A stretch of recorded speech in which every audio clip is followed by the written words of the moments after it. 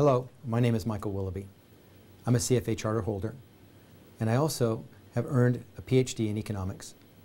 I currently teach at the University of California, San Diego as a member of the Department of Economics.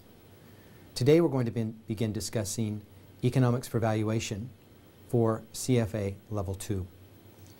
We'll start out by looking at economic growth. Economic growth is the process by which nations accumulate standards of living, goods and services, and economic growth is what determines the amount they have to distribute amongst their own populations. Now, there are a couple of characteristics that underlie and condition the type and the pace of economic growth. I've written them down here, and let's take a look.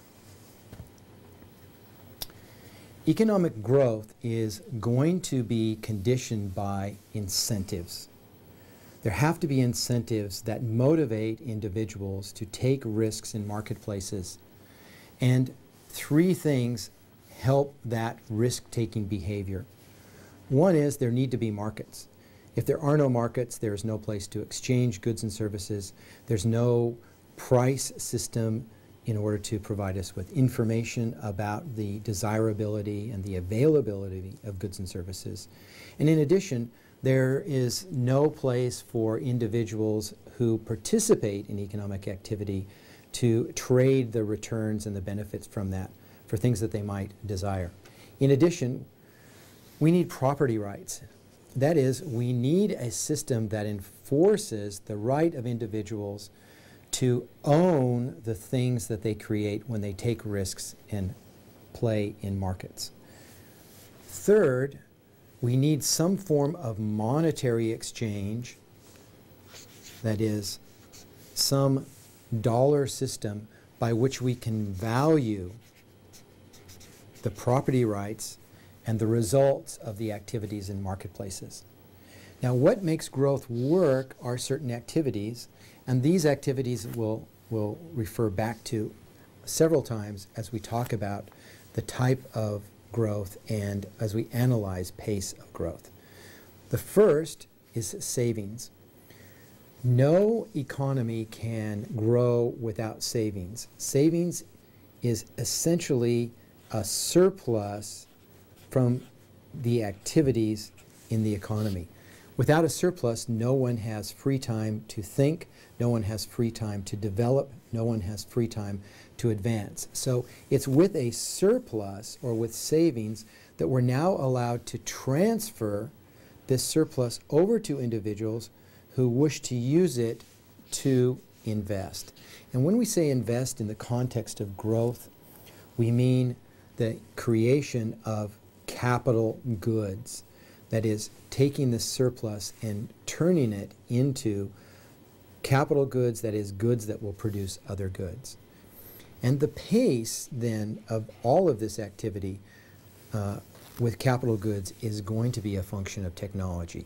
Technology is critical because what technology does is it enhances productivity.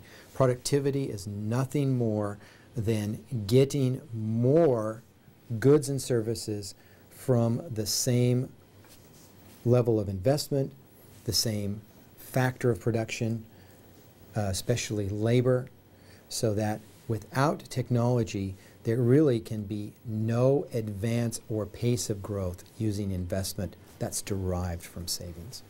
Well, let's move on and start to analyze growth in terms of the activities and the incentives that we've seen a moment ago. But in order to do so, it might be a good idea to look at the basic underlying structure of the analysis we'll do. There are some familiar features to this, and they start with a graphical illustration of the creation of economic activity with the use of factors of production. Here it is.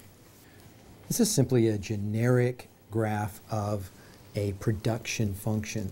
But in our case, in looking at growth, this is going to be the production function of aggregate economic activity.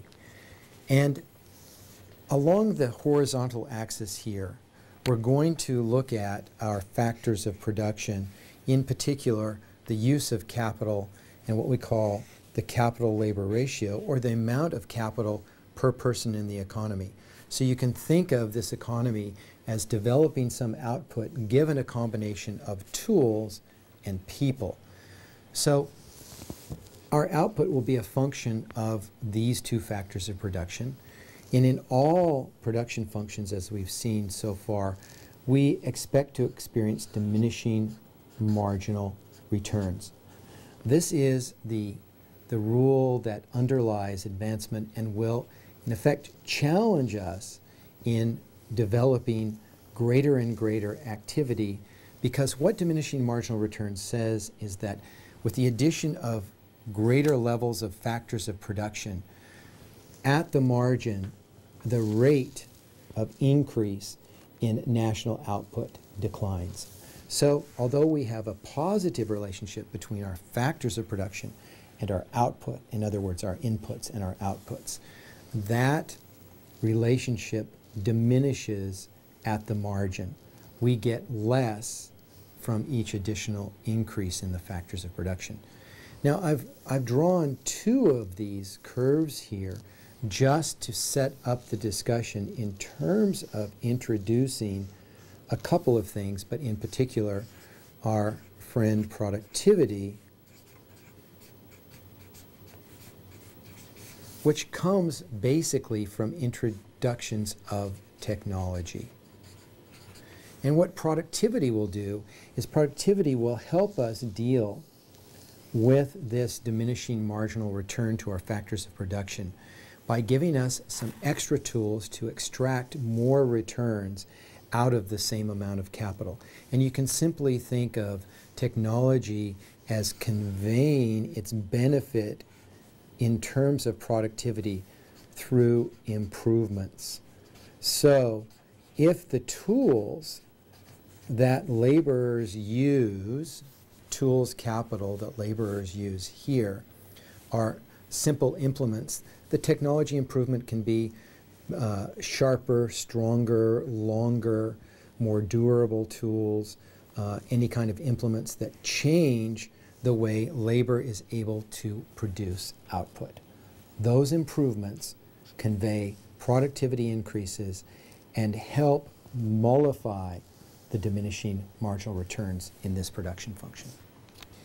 Before we go into too many details, technical details with respect to economic growth, let's talk about that one part of the global economic environment where we see the most growth coming from, and in fact, where we expect to see growth, and in fact may depend on economic growth for the future. That's Asia. Asia brings three particular fundamentals to the world economy. These fundamentals are that Asia brings a large labor force, population. The two largest nations in the world, India and China, are in Asia. Asia also brings an extremely durable work ethic throughout its populations. And the Asians are known for their propensity to save. So with these three fundamentals, the world economy can expect significant growth out of Asia, given that the proper incentives are in place and the activities that foster economic growth occur. What's the status in Asia right now? Well, Asia is currently export dependent. The economies in Asia are depending for their incomes on exports. That means they're depending on the rest of the world to buy the things that they produce. There's uneven credit creation in Asia. Their large populations don't have access to the financial institutions wherein they can use credit to begin to share in the growth that they're creating. That means that there's an uneven distribution of Asian output.